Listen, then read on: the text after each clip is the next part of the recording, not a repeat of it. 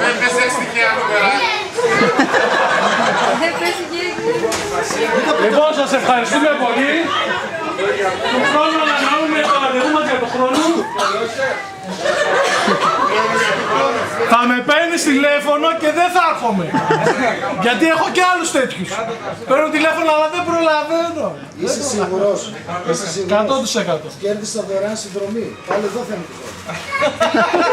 Εμείς το είπαμε, 7 θέσιο πλέον τα αμάξι να είναι. Λοιπόν, το μόνο που παρακαλώ και θέλω να το διαδώσετε είναι αυτή η συγκέντρωση να την κάνουμε και μεγαλύτερη και να δείξετε στους άλλους πώς περνάμε. Αυτό δεν είναι τίποτα. Εκεί που περνάμε καλά είναι στον Κύριο. Θα μάθει πώς. Λοιπόν, η επόμενη συνάντηση, την ημερομηνία δεν την έχουμε καθορίσει, είναι θέμα μαγαζιού πλέον να μας πει την ημερομηνία. Είναι στο Κιλκής. Έτσι, το σημείο είναι πολύ καλό, το έχουμε συζητήσει. Μπορεί να γίνει διήμερη. Έτσι, το σημείο που θα συναντηθούμε είναι πολύ καλό. Είναι το Ράτζο Κιλκής, θα σας το πω από τώρα. Είναι διήμερο και τα αμάξια εκεί θα φυλάσσονται για 2 μέρες. Δηλαδή δεν θα τα πάρετε, οπότε θα προγραμματίσετε πώς θα κανονίσετε να πηγαινοέρχεστε, θα μείνετε, θα σας φιλοξενήσουμε, δεν ξέρω πώς.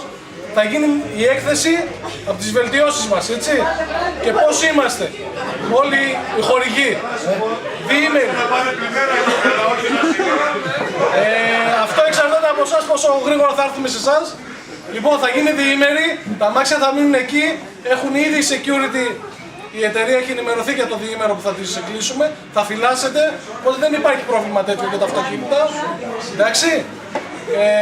Διαδώστε το για τα αυτοκίνητα, μας ενδιαφέρουν τα αυτοκίνητα και οργανώστε τις ταμπελίτσες σας. Σε κάθε αμάξι ταμπελίτσα τι είναι, πώς είναι το κάθε αυτοκίνητο, τι υποδύναμη και από ποιον έχει γίνει η βελτίωση.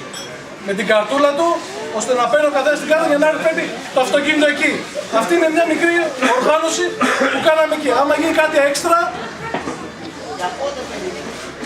στο Μάιο, μετά το Πάσχα. Μετά το Πάσχα. Έτσι. Να έχει ψηλοανοίξει ο καιρός. Εννοείται Σαββατοκύριακο. Ναι, θα πάμε από Παρασκευή απόγευμα, Σαββάτο, βράδυ, Παρασκευή, Σαββάτο, βράδυ, Κυριακή απογευματάκι θα φύγουμε. Εντάξει. Ευχαριστούμε πολύ, Πρόεδρε. Λοιπόν, θα ήθελα και εγώ να πω ένα μεγάλο ευχαριστώ που εκτιμήσατε και πάλι και ήρθατε. Και να πω ότι κατά τον Ιούνιο ή τον Ιούλιο, τώρα θα δούμε ποια μέρα, και αυτό πάλι Σαββατοκύριακο ή Κυριακή θα το κάνουμε, ένα σουβλάκι πάρτι. Και θα ήταν καλά να έρθετε πάλι. Διατροφή. Αυτά.